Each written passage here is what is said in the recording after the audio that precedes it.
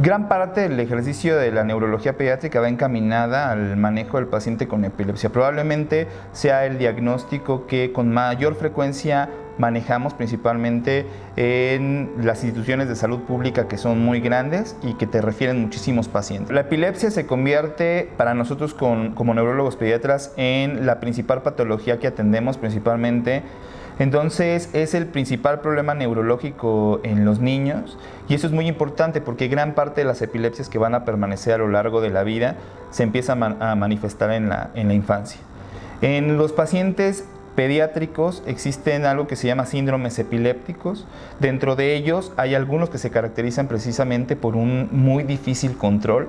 En este momento se me ocurre, por ejemplo, el síndrome de Lennox-Gastaut, que es de los que más difícil o de los que más se nos dificulta el manejo con los fármacos antiepilépticos. Y otro, por ejemplo, que es el síndrome de Dravet, donde los niños tienen actividad epiléptica o crisis epilépticas secundarias a elevaciones en la temperatura de su cuerpo.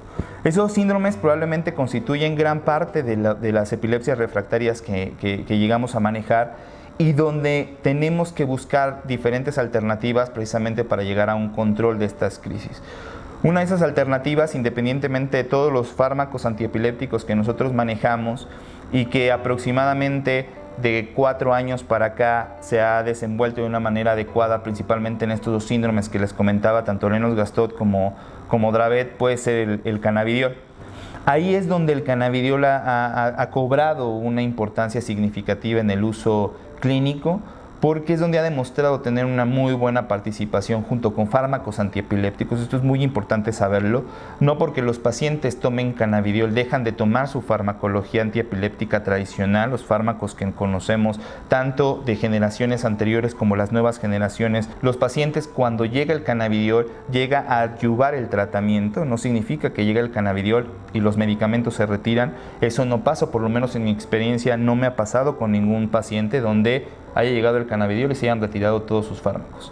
Sin embargo, ayuda y ayuda bastante. Tampoco lo puedo considerar como una panacea en el manejo de la epilepsia, es decir, no todos los pacientes a los cuales se inicia cannabidiol van a tener una buena respuesta, tal cual pasa con los fármacos antiepilépticos. Hay algunos estudios, ¿no?, que han intentado extender el uso de cannabidiol para otro tipo de crisis epilépticas, otros tipos de síndromes epilépticos, principalmente en pacientes más pequeños. Por ahí te puedo hablar de algunos estudios que también se han hecho en Estados Unidos, muy interesantes, del manejo de cannabidiol en algunas epilepsias como algo que se llama espasmos infantiles o síndrome de West, que seguramente les suena mucho mejor a las mamás, que son pacientes que empiezan a convulsionar en etapas mucho más tempranas. Es importante saber que de repente, obvio, los 10 años pasados a la fecha ha sido una revolución importante en el uso de CBD para el manejo de estas alteraciones neurológicas. En adultos es un campo muy interesante, los niños todavía estamos más restringidos, ¿no?, y prácticamente estamos enfocados en las áreas de epilepsia para el manejo de CBD en estas áreas.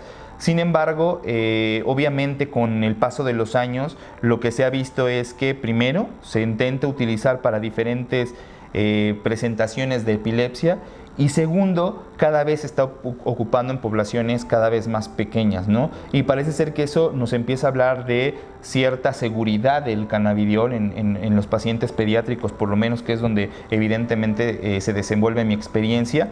Utilizar marcas que sean confiables, que nos hablen de un CBD lo más puro posible, donde no intervenga en este punto el THC, donde en la población pediátrica no se cuenta con estudios suficientes como para poder dar una indicación precisa. Por lo tanto, las marcas de cannabidiol tienen que ser pues cannabidiol 100% puro, porque caemos en otra línea, ¿no?, que de repente los pacientes pueden llegar a un uso excesivo de ciertos aceites que se consideran artesanales, que son hechos en casa a través de un autocultivo, donde, vamos, es muy difícil el establecer que realmente esté tomando solo cannabidiol. Ningún paciente toma la misma cantidad de CBD, lo cual pasa con los artesanales y eso es preocupante.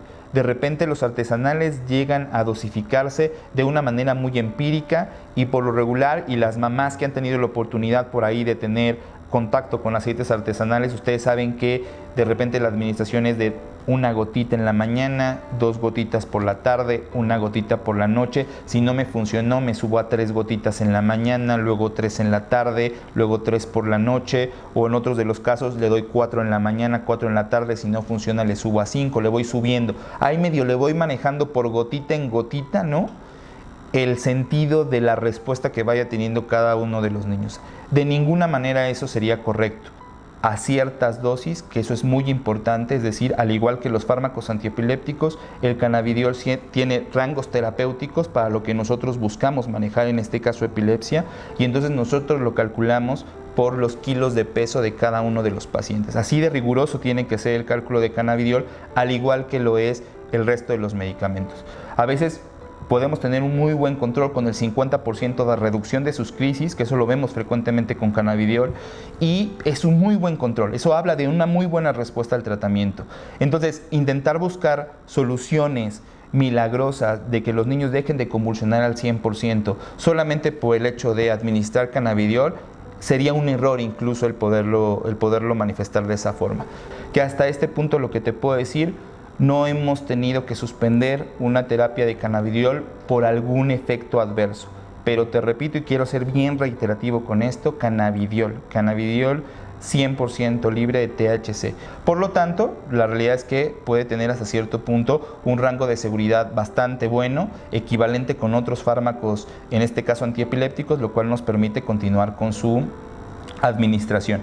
Ese sería el escenario que tenemos para 2020 con cannabidiol en el manejo específico de epilepsias refractarias y de estos 2 síndromes que ya comentamos a lo largo de esta charla, que es tanto Lennox-Gastaut como Dravet, donde ha demostrado una muy buena eficacia y donde se encuentra incluso ya aprobado por FDA en Estados Unidos. Esa sería como la información que te podría dar en este punto bajo la experiencia que tenemos.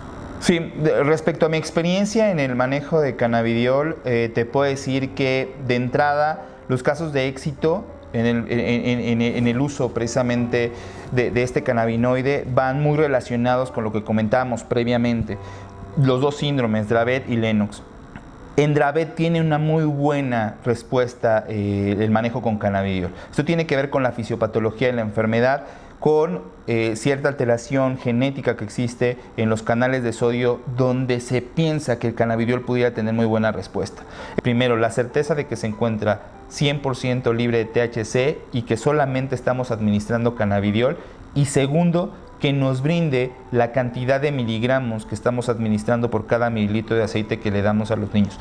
Y yo tengo la certeza de la cantidad de CBD que le estoy dando a cada uno de los niños, tal cual lo hacemos con cualquier otro antiepiléptico. Al proporcionar un tratamiento que va a ir a largo plazo, es buscar que el niño no tenga efectos adversos y que esto pueda modificar su calidad de vida. Eso es lo que te podría decir en cuanto a la experiencia en el uso de CBD y qué es lo que nosotros buscamos para poder dar una indicación precisa de un aceite libre de THC y que nos permita dar una dosificación exacta para cada uno de los pacientes. Soy el doctor Juan Carlos García Beristain y soy neurólogo pediatra.